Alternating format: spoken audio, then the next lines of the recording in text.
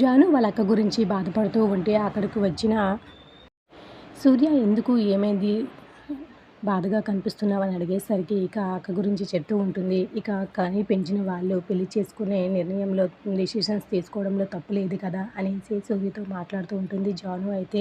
ఇక అప్పుడు సూర్య అయితే నేను ఒక సజెషన్ ఇస్తాను ఏమనుకోకు కదా, కానీ పెంచాలని మన ఇష్టం లేదు, మనకి ఇష్టం లేకుండా నూరెళ్ళ జీవితాన్ని ఎలా ఒప్పుకుంటామండి. ఒక్కరోజు చీర కాదు కదా కట్టి వదిలేయడానికి, అది జీవితాంతం. అలాంటిది మనకి ఇష్టం లేకుండా మన అభిప్రాయం ఏంటో తెలుసుకోకుండా వాళ్ళకి ఇష్టమని చెప్పి ఎలా చేసుకుంటారు చెప్పండి. ఇది నా అభిప్రాయం మాత్రమే, నాకు అనిపించిందే చెప్పాను అని చెప్పి సూర్య అయితే జానుతో మాట్లాడుతూ ఉంటాడు. జాను ఇక సూర్య మాటలు విన్న తర్వాత ఆలోచనలో పడుతూ ఉంటుంది. అది కూడా నిజమే కదా, అక్కకి ఇష్టం లేకుండా పెళ్లి చేసుకుంటే జీవితాంతం తను బాధపడాలి. ఇప్పుడు నాన్న గురించో ఇంకెవరి గురించో ఆలోచిస్తే తను ఇక లైఫ్ లాంగ్ బాధపడుతూనే ఉండాలి అని సూర్య మాటలు వింటూ ఇక ఆలోచనలో పడుతూ ఉంటుంది జాహ్నవి. ఇక ఏమైందండి ఏంటి ఆలోచిస్తున్నారంటే మీరు అన్నది కరెక్టే, నాకు ఇప్పుడిప్పుడే అర్థమవుతుంది అని చెప్పి ఆలోచిస్తూ అంటుంది జాహ్నవి కూడా.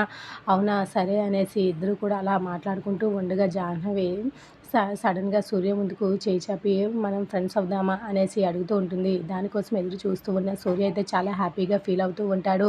తను కూడా ఫ్రెండ్షిప్ని షేక్ హ్యాండ్ ఇస్తూ కలిపి ఇద్దరు కూడా ఫ్రెండ్షిప్ సింపుల్గా షేక్ హ్యాండ్ ఇచ్చుకుంటూ ఉంటారు. ఇక వాళ్ళిద్దరు ఫ్రెండ్షిప్ అయితే మొదలవుతూ ఉంటుంది. మరి వీళ్ళిద్దరు బంధం ఎటువైపు ముడిపడనుంది, ఏదైనా సమస్యలు రానున్నాయా, జాహ్నవి వాళ్ళ అక్క అలకనంద ఏం చేయనుంది, ఇక వచ్చే ఎపిసోడ్‌లో మిస్ కాకండి. Like the video. Thanks for listening.